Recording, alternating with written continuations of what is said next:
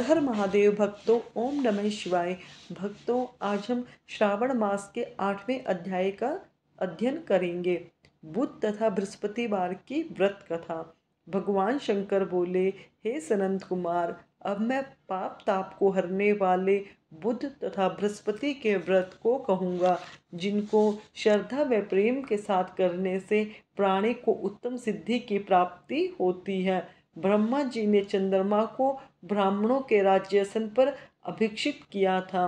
किसी समय चंद्रमा ने श्री बृहस्पति की तारा नामक स्त्री को देखा। वह संपूर्ण लक्षण संपन्न, उमड़ती जवानी युक्त रमणीय रूप लावण्य संपन्न थी।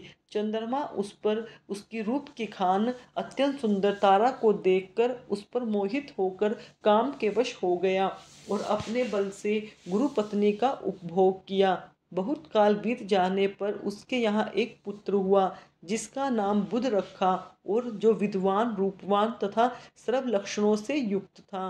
बृहस्पति अपनी पत्नी की तलाश करते हुए चंद्रमा के यहाँ पहुँचे और उससे कहा, मेरी पत्नी मुझे वापस लौटा दो। तुमने गुरु पत्नी के साथ कैसे गमन किया? इस पाप से भला तुम्हारा किस प्रकार से छुटकारा होगा? इस महापाप की और तुम्हारी बुद्धि किस प्रकार गई? अब तुम चुपचाप मेरी स्त्री को मुझे वापस लौटा दो और स्वयं प्रायश्चित करके पाप से रहित हो जाओ। यदि तुम इस वापस नहीं लौटाओगे तो मैं इंद्र सभा में जाकर तुम्हारे इस पाप को कहूँगा। बृहस्पति के इस प्रकार कहने पर भी चंद्रमा ने तारा को नहीं लौटाया। तब बृहस्पति देव सभा में गए और वहां जाकर फरियाद की, मेरी पत्नी का चंद्रमा ने अपहरण कर लिया और वह मांगने पर भी पत्नी को लौटा नहीं रहा। हे इंद्र, आप देवराज हैं, आप चंद्रमा से कहकर मेरी पत्नी मुझे वापस दिलवा दीजिए, नहीं तो चंद्रमा ने जो पाप किया है वह आपको लगेगा। इस पर मेरे रत्ती भी संशय की गुंजाइश नहीं है, क्योंकि राज्य का पाप शास्त्र के प्रमाण से राजा को ही भोगना पड़ता है।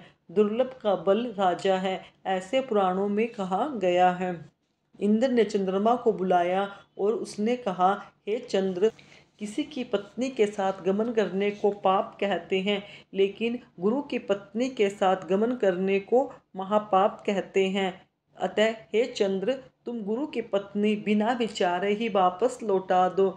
देवराज इंद्र के वचन सुनकर चंद्रमा ने कहा, आपके आदेशानुसार मैं इनकी पत्नी इनको वापस लौटा देता हूँ, मगर मैं अपना पुत्र इनको बिल्कुल भी नहीं दूंगा, क्योंकि यह मेरा पुत्र है।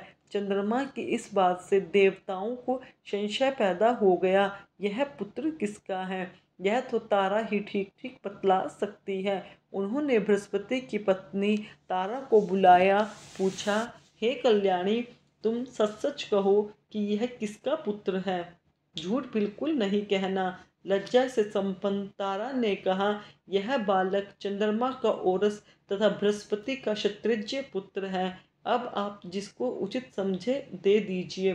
तारा की बात सुनकर देवताओं ने बालक बुध चंद्रमा को दे दिया। गुरु को दुखी देखकर देवताओं ने दोनों को वर दिया। चंद्रमा से कहा, हे चंद्र, तुम घर जाओ, यह तुम्हारा पुत्र है। चंद्रमा तथा बृहस्पति पुत्र यह ग्रहण होगा।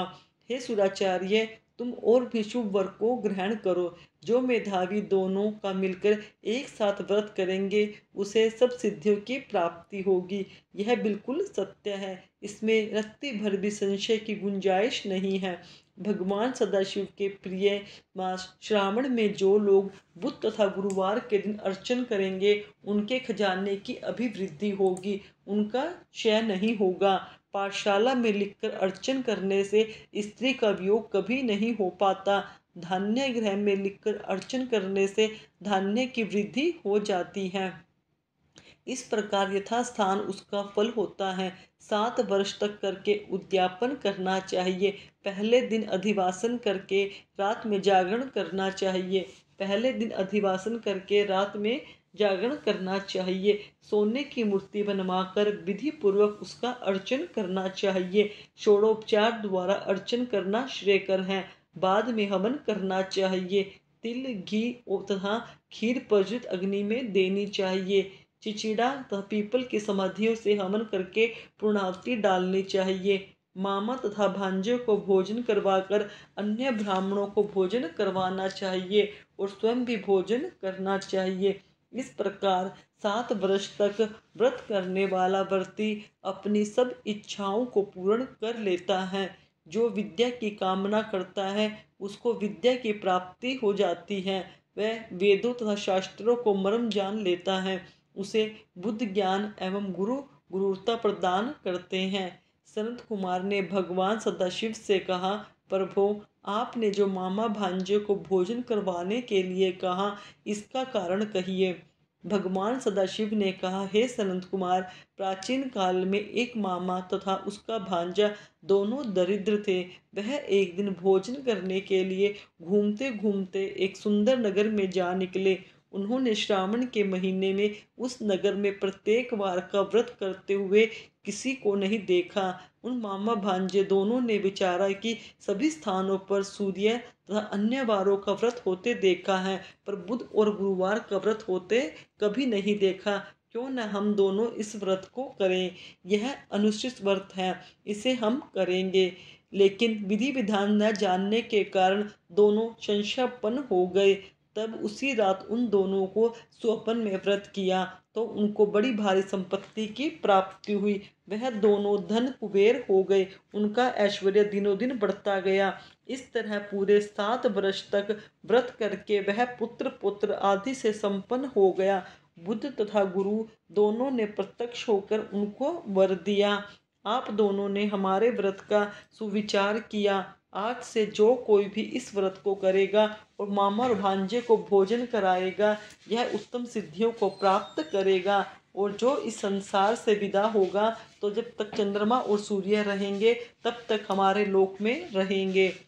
भक्तों, यह था मेरे द्वारा सुनाया गया 8वां अध्याय।